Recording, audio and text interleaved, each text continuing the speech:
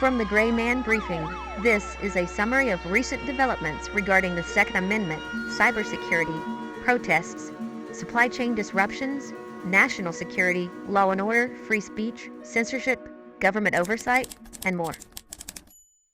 Now, the latest from GraymanBriefing.com. Here's this week's Sword, read out by Super Essie. In this week's episode, we cover a range of critical updates, including a Georgia court blocking multiple election security measures, ongoing efforts to restore water services in western North Carolina, nationwide expansion of that Stop Cop City movement and the riots, suspicious FBI crime stats revisions, that Boeing strike and fall of the aviation defense empire, the disclosure that almost a year ago, unknown surveillance drones circled over Langley for 17 days undeterred, and news of a quantum computer breaking AES and RSA encryptions. Let's get started with election security in this legal update.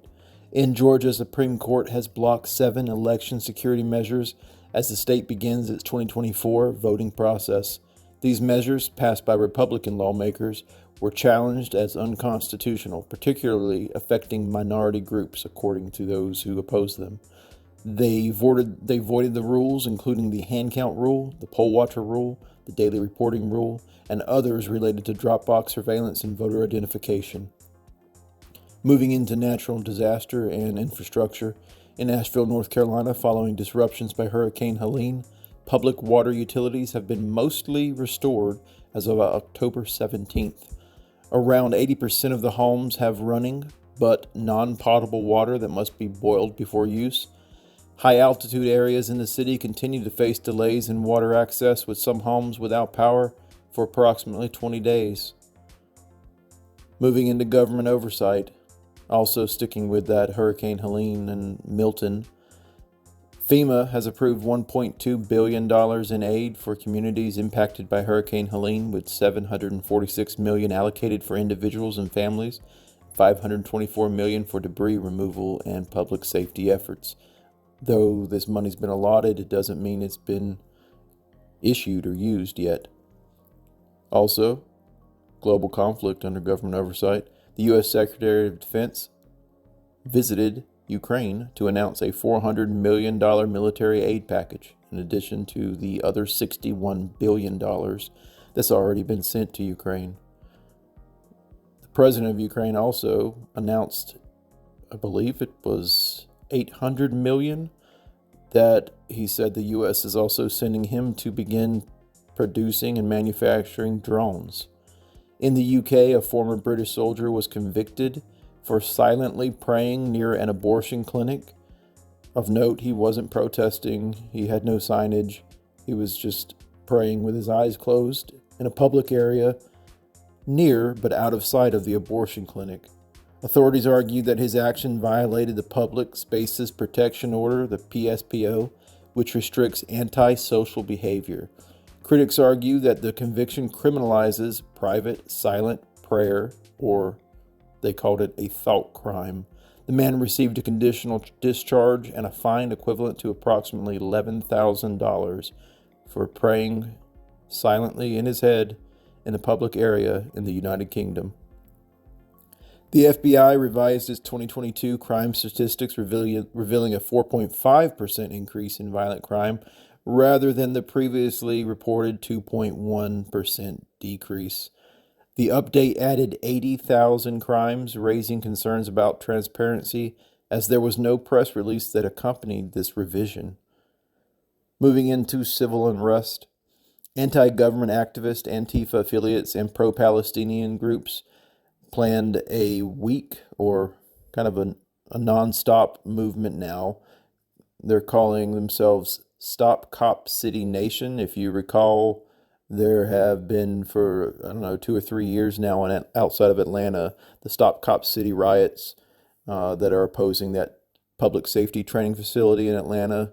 Then I believe last year it began in New York City because NYPD and EMTs and everybody there were building a training facility there. Well, I guess Antifa and these other folks just don't want law enforcement and first responders training. They've got protests planned at 21 different locations across the U.S., and they're looking at expanding it to 84 locations.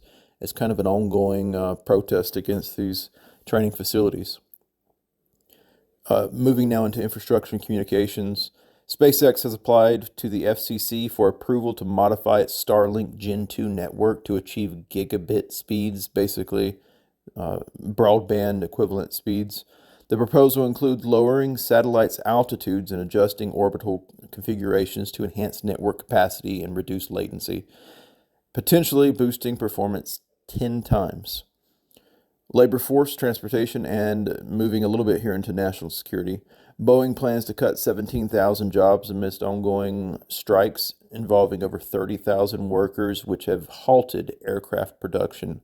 The company seeks to raise up $25 billion through stocks or debt and has secured a $10 billion credit agreement for liquidity.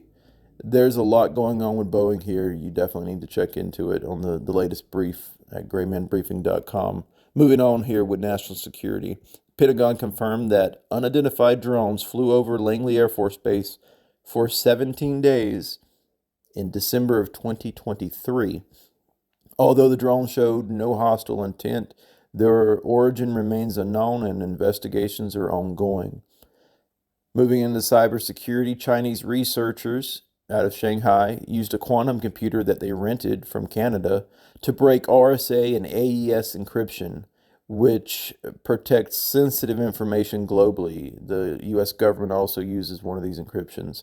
The U.S. is developing quantum-resistant cryptographic systems as countermeasures, and as far as anything I've seen, this is the first time a quantum computer has been used to break either of these encryptions. Before we shift into the Second Amendment briefing, as a reminder, we're simply summarizing all this for your situational awareness. As we read through the latest weekly briefing from the Gray Man Briefing, keep in mind you can get this stuff sent to you.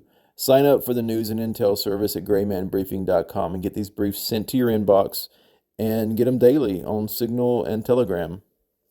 Now let's move into the latest 2A news. In Pennsylvania, the U.S. Supreme Court vacated a ruling allowing individuals aged 18 to 20 to carry firearms during states of emergencies in Pennsylvania. The case, challenged by gun rights activists and organizations, will be reconsidered by the lower courts. Now, moving into censorship, bias, and our privacy briefing. A journalist was banned from X, we're talking about what used to be Twitter, for sharing hacked material from an Iranian cyber attack targeting the Trump campaign. The platform cited a violation of privacy rule for the suspension. AI applications are offering lip reading services. Basically, you upload a video of some people talking in the background that can't be heard, and the AI will read the lips and tell you what they said.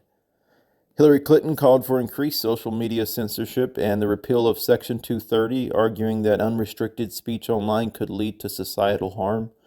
TikTok censored a conservative outlet's post featuring a comedian's joke. We're talking about Jim Gaffigan here at that Catholic charity dinner. I believe it's called Al Smith. On social media here on TikTok, a clip of that comedian's joke was shared. The joke was about the Democratic Party staging a coup to oust Biden and put in Hillary, and TikTok says it violates their guidelines and took it down. So we're going to kind of stop here with the basic briefs. This week, the Gray Man Briefing did a disclosure of significance briefing. This is just basically where they kind of survey other people, primarily followers, but they also go through forums. They go through a bunch of different stuff. I'm not really sure the process, but they're getting information from other citizens to determine what other people in America are most concerned about, most worried as far as things related to prepping, increased crime, you name it. So I summarized them as best I could. I've got them into 7 different ones. I'll just quickly read over these real quick. And of course, if you want to read the full disclosure, you can go to Gray Man Briefing. So, number 1, concerns over election security and civil unrest continue as the November presidential election approaches, with fears of mobilization from either side depending on the outcome. Number 2, concerns remain over the vulnerabilities in the U.S. electrical grid. Number 3, fears persist about potential sleeper cells of terrorists embedded within the U.S. Number 4, speculation surrounds Hurricane Helene, with some alleging it was manipulated for mining or to influence voter turnout, despite official denials. This is the one that's talking about how people believe the weather's being manipulated. Number 5, concerns about illegal immigration and rising crime rates remain prevalent. Number 6, fears over U.S. involvement in global conflicts and the potential for escalation into a broader war or World War III. And finally, number 7, privacy concerns grow regarding biometric databases, government digital currencies, and data management practices. That's it. That's it for this week. Thanks for listening, and as always, remain aware, be vigilant, and stay safe.